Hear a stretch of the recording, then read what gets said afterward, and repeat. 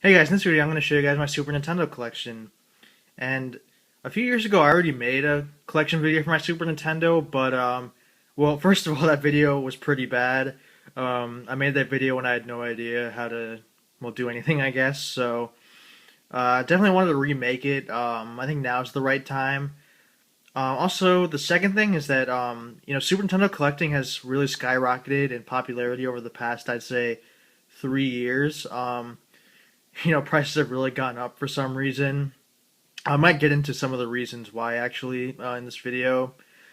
And then the third thing, I actually did get quite a few more games. So yeah, a lot of time has passed since I made that previous video, and opinions change. After a few years, so I might have new takes on some of these old games. But anyway, I hope you enjoy the video. It's going to be a long one, but it's going to be in depth. And if you're looking into collecting Super Nintendo games, I think this is going to be a really helpful video for you. So yeah, we're looking at the Super Nintendo itself. Obviously, this isn't in great condition. It suffered a little bit of the yellowing, which is sort of infamous for a lot of Super Nintendos. It's not as yellow as some of the Super Nintendos I've seen, but it's not because I didn't take care of it.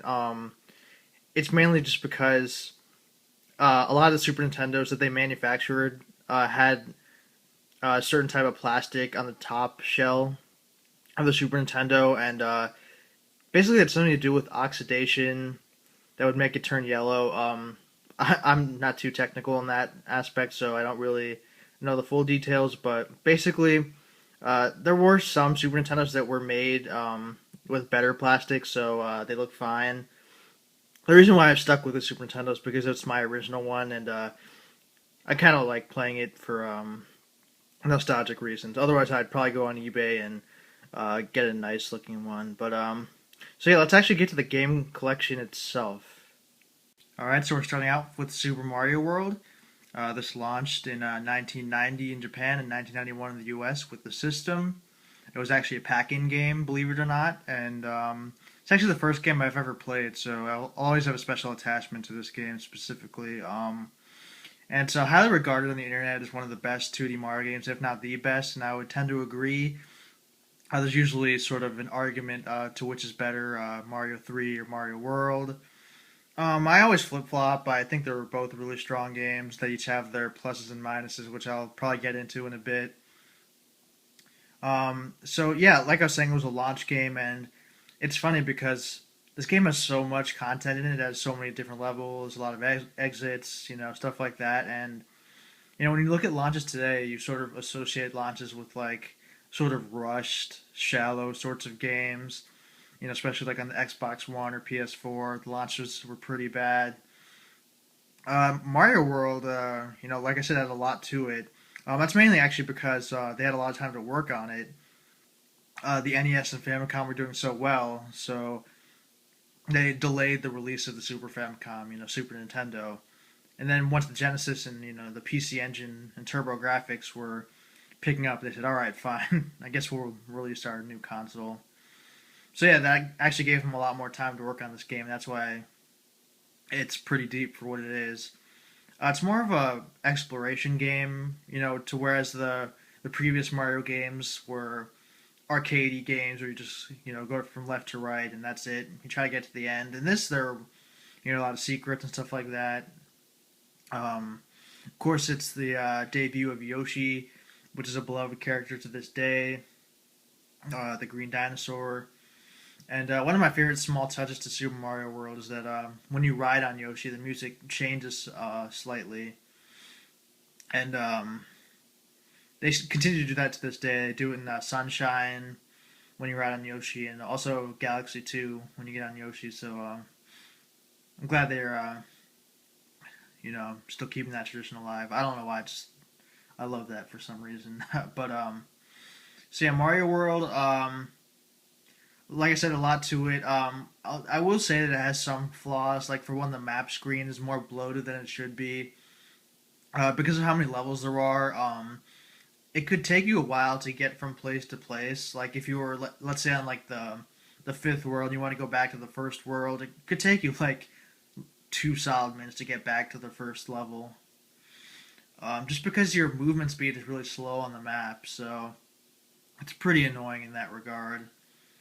Also, the graphical style wasn't as good as it could have been, in my opinion. Some of the artistic decisions were sort of weird. Like, I didn't like how the Goombas looked, and I thought the Mario model could have been a little bit better.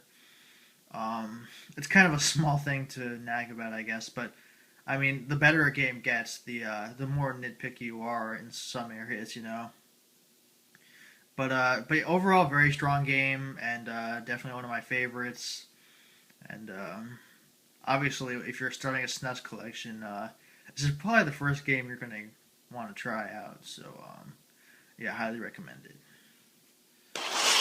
All right, next up we have Super Mario World 2 Yoshi's Island. So yeah, for some of these games, I still have the box. I don't have too many boxes, but for the ones I do have, the games are pretty stellar. And unfortunately, because of the way the boxes were, they're sort of like this light cardboard material. A lot of the boxes you'll find today aren't in great condition. A lot of people didn't take care or good care of their boxes, including me, just because they sort of got in the way of the games, and I don't know. That's why if you want to buy games with the box and all that, it'll cost a lot more than the loose cartridge. But so yeah, Yoshi's Island. For some reason in North America and Europe, they call it Super Mario World 2. I think it was just a marketing decision to make people want to buy it more. Probably because they didn't have too much confidence in a game called Yoshi's Island to to reach people. Which is funny because these days, of course, they have games based on Toad, Luigi, Princess Peach that they release and people buy them. So it's fine to look back on them being sort of skeptical on this game's sales prospects. But so yeah, Yoshi's Island. It's probably the most creative game I've ever played. When you look back on it, you're sort of wondering how they came up with a lot of these things. For one, you control Yoshi, and your main sort of the main mechanic of the game is you eat enemies and turn them into eggs, and then you shoot them in different elements of a level to get to different places or to hurt enemies and stuff like that. It has an interesting auto aiming feature, and there's a lot to it because Yoshi can turn into like helicopter and like a bulldozer and traverse the environment that way. Probably the most notable thing about the game is the art style. It has this sort of crayon, pastel sort of look to it. I'm not too artistically minded, so I couldn't tell you exactly what they were going for, but it looks great. I would say it's the best looking game of all time from an art perspective. If you just play this on TV, and it just looks incredible to this day. So that's one of the main reasons I highly recommend the game. But actually, the game mechanics themselves are really, things that work really well. There's a ton of creativity. Most of the levels are very unique and have a different sort of nuance to it. Like there's a level where called Touch Fuzzy Get Dizzy. It's probably one of the most famous levels in the game where there are like these white fuzzy drug-like things that if you walk into them, the screen gets really sort of weird and the music starts to fade a little bit and it's like you're on a drug trip or something. It's pretty cool.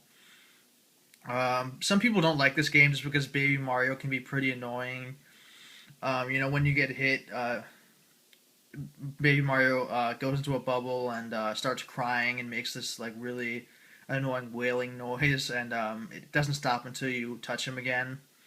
And once the timer reaches 0, you lose if Baby Mario is in the air for too long. So some people didn't like that. I think it's nearly a flawless game. One of the things I say the one thing I don't like about the game is that it has too much of a reliance on collecting if you want to 100% the game. Like there are a lot of red coins, which you also see in Mario 64, but to a slightly less annoying degree. Then there are 5 flowers you need to collect, and also your life meter, your timer factors into the score too. So if you get hit a few times, your score is going to decrease. So that sucks. And basically, it's a problem because it slows down the game significantly. You have to sort of check every little nook and cranny for a collectible to see if it's there, and it slows down the game. And you should just want to keep going, but you can't. So it's unfortunate. I think if they cut down the collecting by like half, it would have been perfect. Fortunately, Mario games for the most part got rid of like the million different collectibles. Those annoying in Sunshine with the blue coins. If they ever remake that game, I would really want them to take that out. But so yeah, Yoshi's Island a really great game, and while I don't consider it a mainline Mario game, it's definitely on par with the mainline Mario games in terms of quality. Definitely a must play. All right, so the last sort of mainline-ish Mario game I'll review, Super Mario AllStars. So I've got two copies here, which I'll get into. They're slightly different. So basically, Mario AllStars is the sort of the first compilation of games, like in a remake sort of way. I haven't really found any game that did it prior, but so basically, it's AllStars itself is a remake compilation of Mario 1, 2, 3, and Lost Levels, which was Super Mario 2 in Japan. They have updated graphics and music and all that. So it's kind of, in terms of how good the remakes are, it's kind of a case by case thing.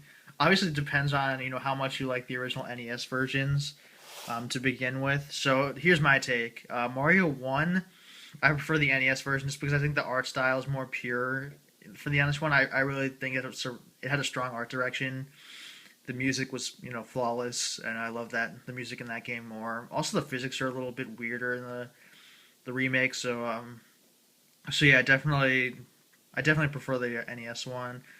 Mario 2 and 3, I prefer on Super Nintendo. I think the games look a lot better.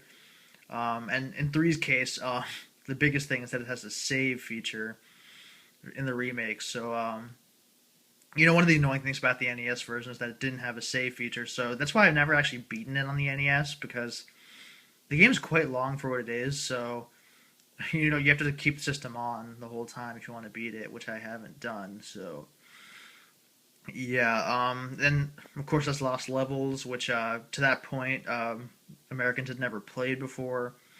It's basically just Mario 1, but a lot harder. It's kind of interesting just because, it's a Mario game that's extremely hard. So I kind of like it in that respect, but overall the game design isn't that strong. Ultimately, it's just like a fun curiosity piece more than anything else. So also wanted to sort of talk about this version, which is Super Mario All-Stars and Super Mario World. It was packed in with later Super Nintendo models, and for that reason you couldn't buy it regularly. So that's why if you want to buy the game today, it's a little more expensive than the original Mario All-Stars. So just keep that in mind. But it has Super Mario World in it as well, so that's why I would prefer this version over the other one, obviously. So yeah, Super Mario All-Stars. Alright, so next up we have Legend of Zelda: Link to the Past, and as you can see, I have the box here. It's actually in pretty good condition for a Super Nintendo box, so I'm pretty happy with that. So yeah, like I was saying, this is a beloved game.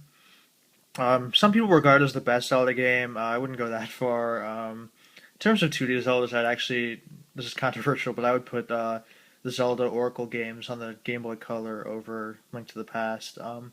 Might get into why in a bit. So basically, Zelda Link to the Past is a sort of spiritual sequel to the first Zelda game.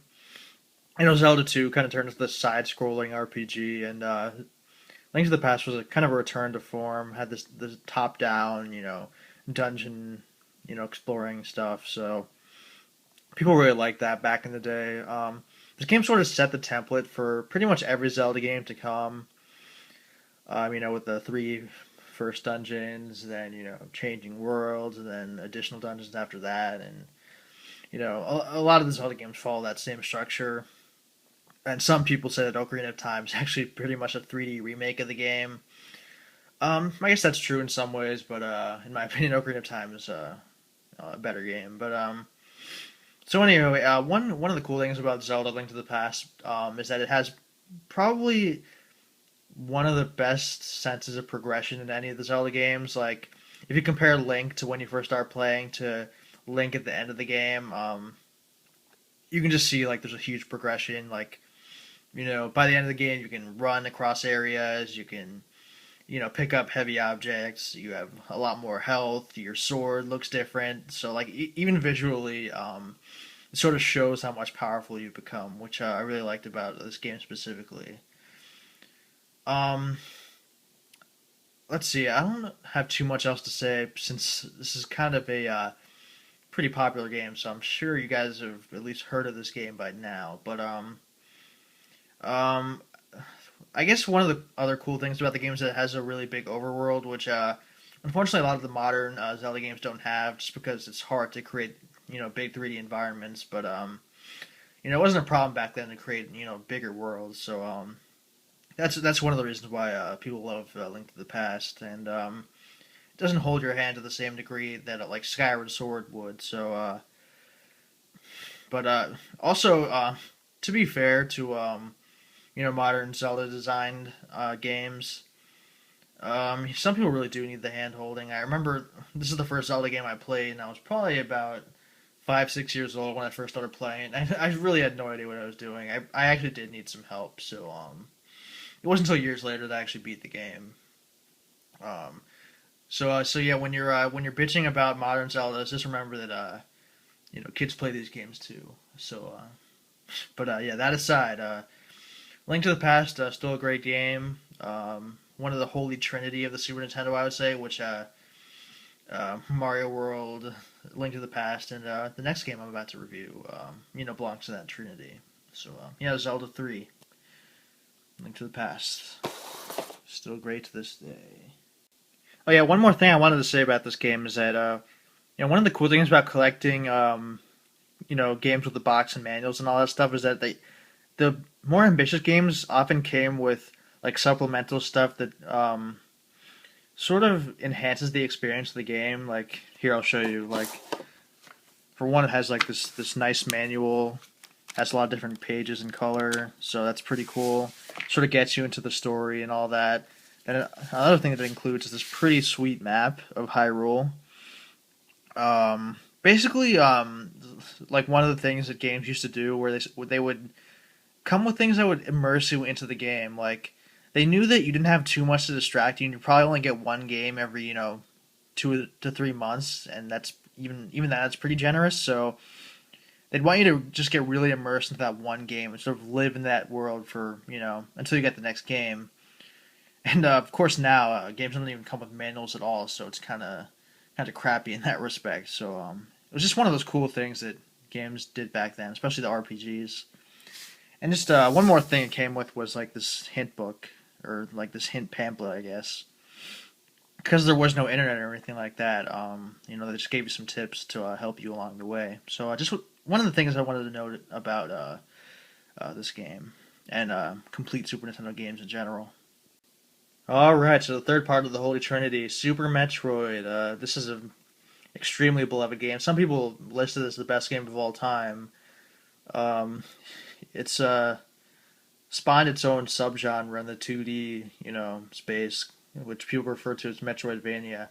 I don't love the phrases because I feel like since Metroid came up with it, why tack on the Vania element? It's kind of weird. But anyway, so yeah, it's a beloved game. Plays a lot like the first Metroid, except a lot more fleshed out. It's based on exploration. It's kind of a big, seamless world where a lot of different areas open up as you get new upgrades to your suit and your weapon and stuff like that. It has a very great sense of progression, kind of like Link to the Past in a way. Samus, from beginning to the end, changes drastically for the better. People still play it a lot to this day. People try to beat the game as quickly as possible in what's called a speed run. It's one of the most speed run friendly games there is. So that's really kept the game alive. Despite being 20 some years old at this point. I actually think it's just 20 years old. But yeah, anyway, it has a great art style too. Just the pixelation is just perfect. Or the pixelated, style. I mean. I actually would say Symphony of the Night, which Castlevania, which sort of copied a lot of elements of this game, is superior. But Super Metroid is still a really strong game, and it just gives you like a feeling of empowerment. Like when you're running, especially when you're running really fast with Samus, it just feels great.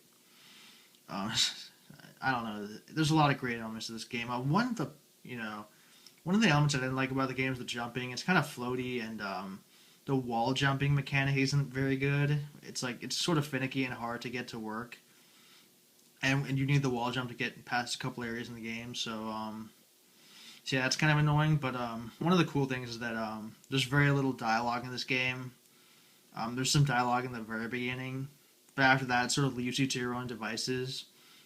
And sort of the narrative unfolds just through the gameplay, which is sort of a rarity even today.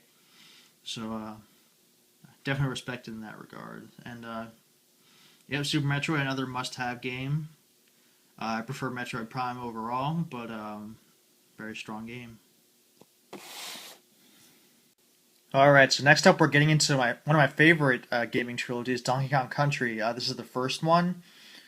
Um, it wasn't until many years after I played this game that I realized that it's actually a pretty divisive series. There are the people who loved the DKC games, and there are also people who don't like the changes that Rare made to Donkey Kong. They sort of made him into like this '90s like extreme, attitude kind of guy, kind of like Sonic in a way.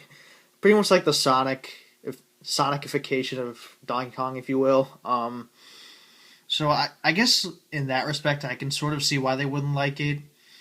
This game also had a lot of hype because of the graphics that it had. It has like this sort of like digitized 3D-esque graphics. Of course, it wasn't really 3D, but they kind of tricked you into believing it was. So I guess like people who are hyped for the game might have put in Donkey Kong Country and see that it's kind of a standardist platformer, and I can see why they'd be disappointed in this series. But for me, I really love this series. So the first game, it has great music as all three of the games do. It's probably the series with the best music in my opinion. I just love this music. Listen to it all the time outside of the game. So that should tell you how much the quality of the music can be. But so yeah, Donkey Kong Country 1. One of the things I don't like about it is that it's too basic compared to the subsequent Donkey Kong Country games.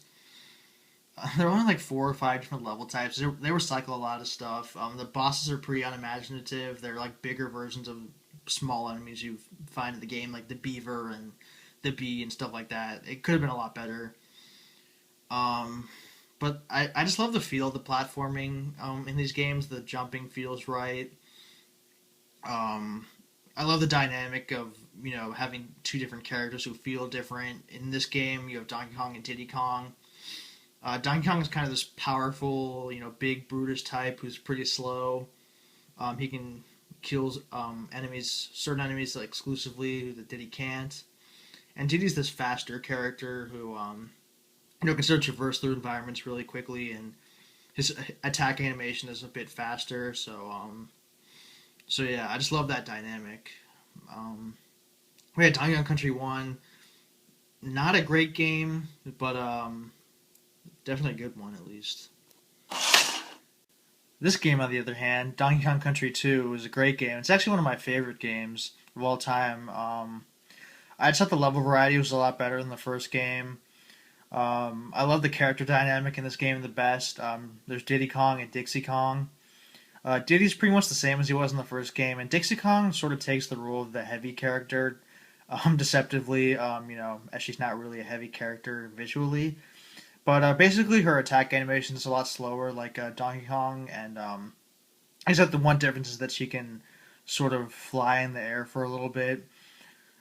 So you want to use the different characters for different purposes. Actually, that's one of the things I really hated about the new Donkey Kong Country Returns series on Wii and Wii U, that they didn't have that character dynamic. Basically, what they do in that game is, or those games, are that you play as Donkey Kong, and then You can use Diddy Kong and Dixie and Cranky Kong along the way, but they're pretty much glorified power ups. They're not their own characters, so I just didn't like that part. I just don't really like those games in general. They don't really feel like Donkey Kong Country games, and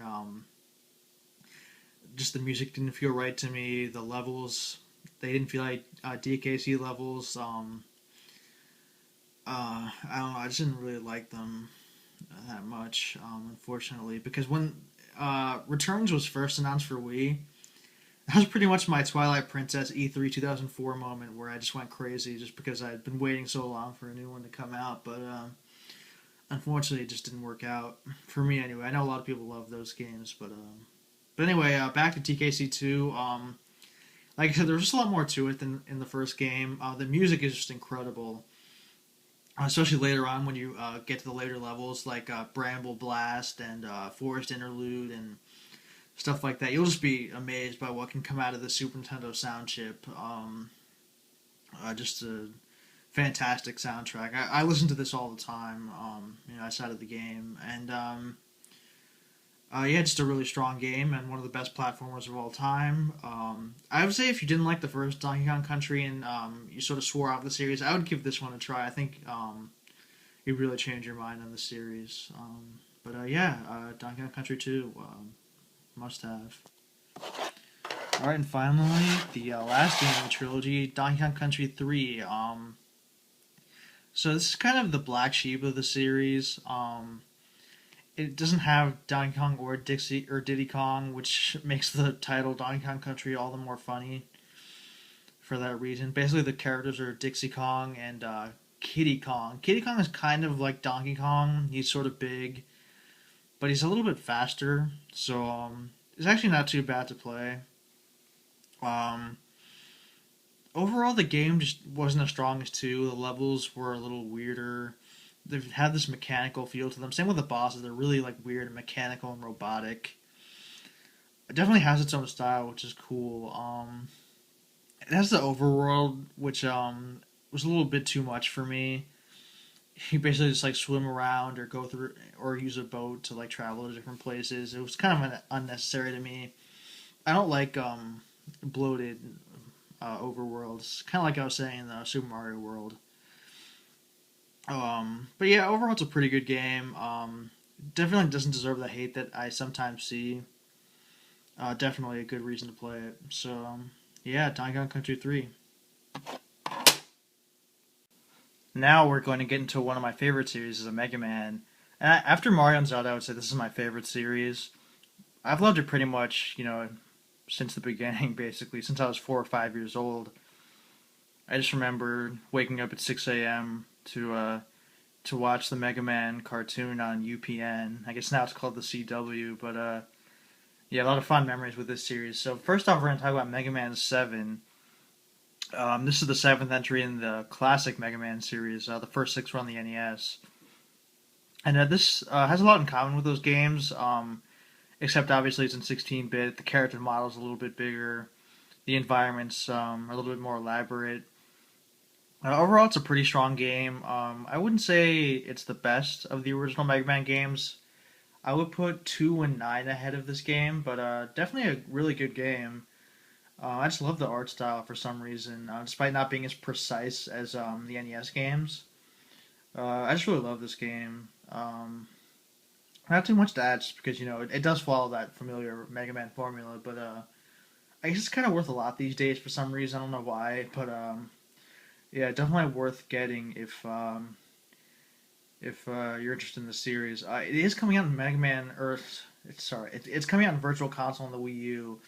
Unfortunately, it wasn't on the Wii Virtual Console. I don't know why, but yeah, it is hitting the Wii U VC.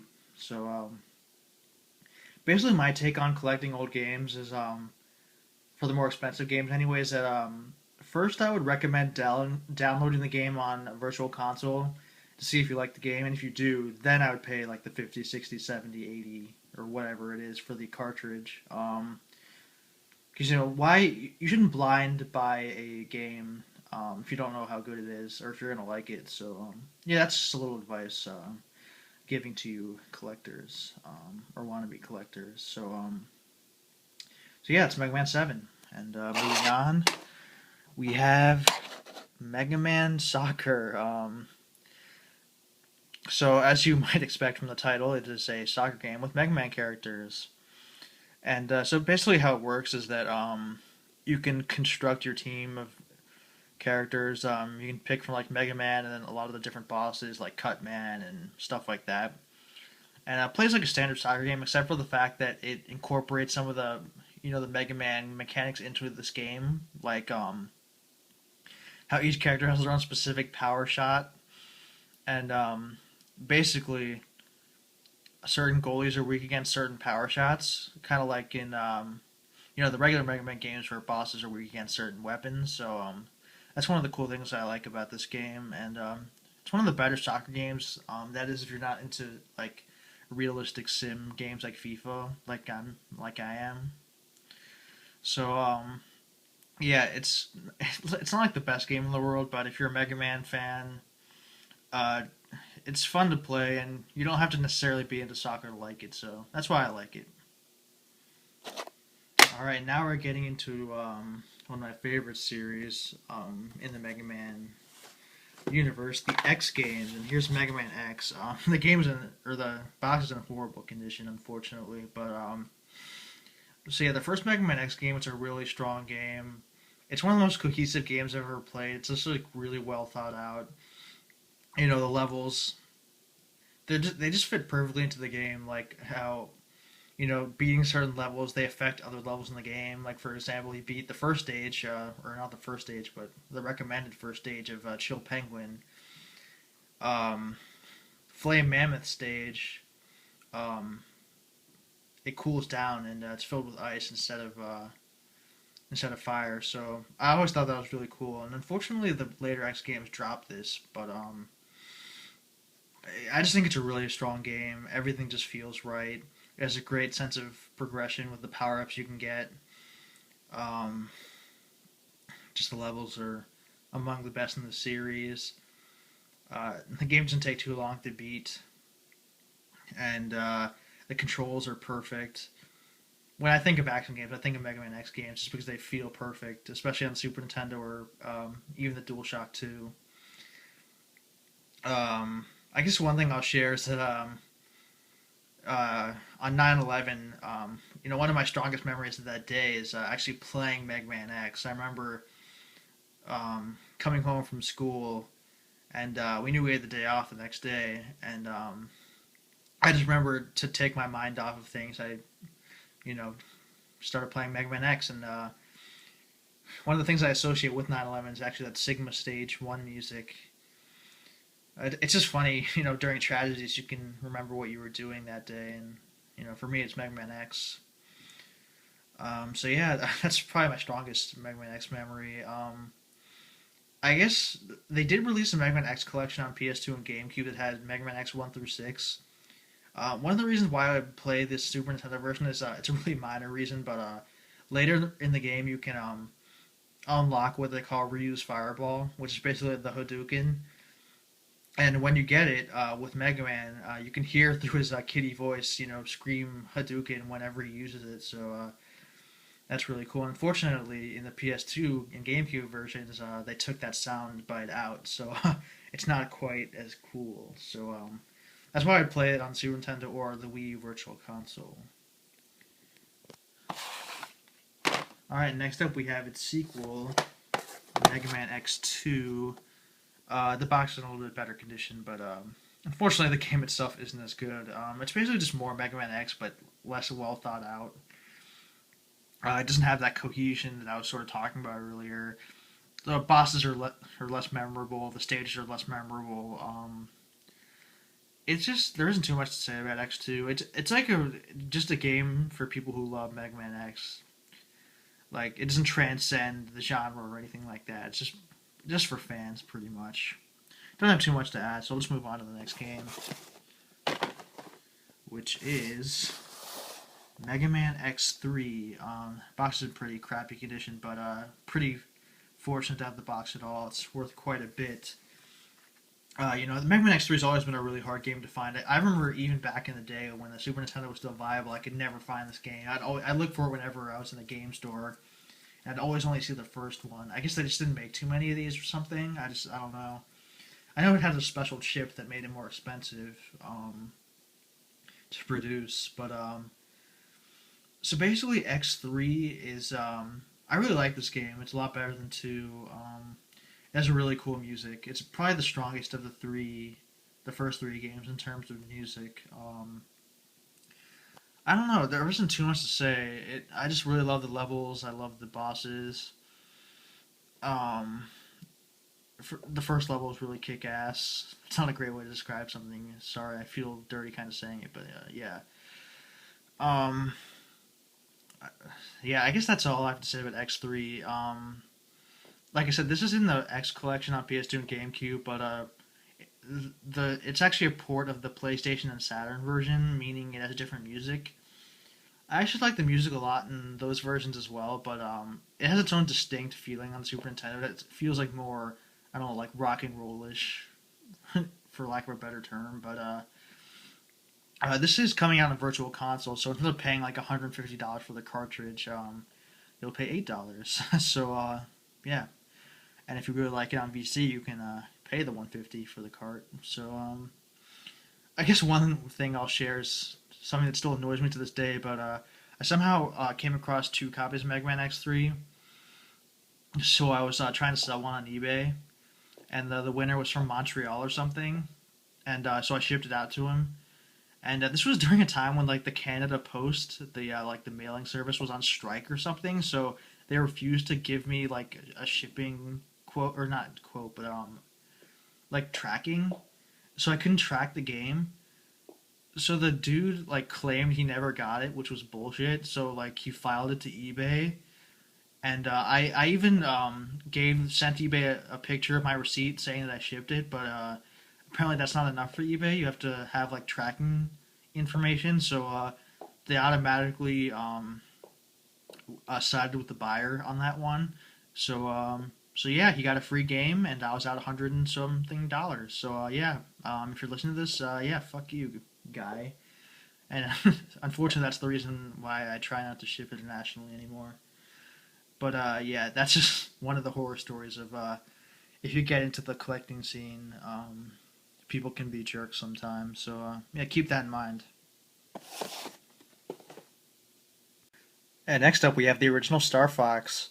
It was a really ambitious game in its day, just because it has like this weird polygonal 3D graphical style to it. It's very basic looking back, but it was really impressive at the time. So basically, Star Fox is a rail shooter where you just sort of shoot enemies in front of you until you get to the end where you face a really cool boss. Um, it's a really good game. Not as good as the N64 version overall, I would say, but it's not like the 64 version outclasses this one outright. I mean, this game has better music in my opinion, and it has its own sense of feel and physics and stuff like that. So it's still worth playing in its own right. It has this really iconic takeoff sequence in the first stage. Um, Whenever I'm actually in a real plane, I always sort of think about that sequence. It's really nerdy, I guess, but I don't know, something I do for some reason. Not too much to add on that, and I guess I'll just say that Star Fox in general is a pretty dead series. They did just announce one for Wii U, but I don't really know if there needs to be a new Star Fox. I just feel like Star Fox 64 is like the ultimate version of this franchise. It's just like, I feel the same way about Super Metroid. It's like, do we really need another one? I mean, we already have Super Metroid, and that's about as good as that sub-series gets. So I mean, I don't know. Not everything needs to be a sequel, or have a sequel rather. I don't know, but Star Fox is still a great game. This hasn't been on Virtual Console either, probably because it has a special chip, the FX chip. So you'll still need to get the cartridge, unfortunately, if you want to play it. Alright, this video's getting kind of long, so I think I'm going to cut it off here and make a second video. And in that video, I'll go over my RPGs and some other games. I still have over 50 games to go through, I think, so hope you're having a good time. I know it's a really long video, but I just wanted to get in depth so you guys know what you're getting, and that you guys can appreciate some of these old classics. I love talking about this stuff. So yeah, tune into part 2 for some of my RPGs. I think you're gonna like what you see.